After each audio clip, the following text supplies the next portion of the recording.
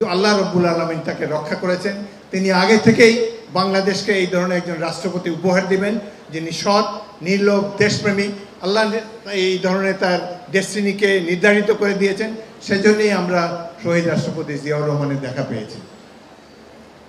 এখন জিয়াউর রহমান সৈনিক হয়েও গণতন্ত্রের জন্য যুদ্ধ করেছেন, বহুদলীয় গণতন্ত্রের প্রবক্তা তিনি ছিলেন। বাংলাদেশের মানুষ গণতন্ত্রের জন্য লড়াই করতে চায়, কিন্তু দুঃখের বিষয় ৭১ সালে গণতন্ত্রের জন্য ৯টি মাস আমাদেরকে যুদ্ধ করতে হয়েছে, সারা জাতি যুদ্ধ করেছে। আজ স্বাধীনতার ৫০ বছর পরও, ৫৩ বছর পরেও আজকেও দেশে গণতন্ত্র নাই। RICL TMX, যুগের পর যুগ স্থাপনা থাকে মজবুত। সেনাবাহিনী প্রধান বলেছেন ডিসেম্বরের মধ্যে ইলেকশন দিতে হবে।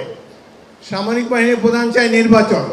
আর যারা এখানে ক্ষমতায় আসেন সিভিল সরকার, একটি তত্ত্বাবধায়ক সরকার, একটা অন্তর্বর্তীকালীন সরকার, তারা গণতন্ত্র দিতে চায় না, তারা নির্বাচনের কথা বলে না, দুনিয়ার কথা বলে।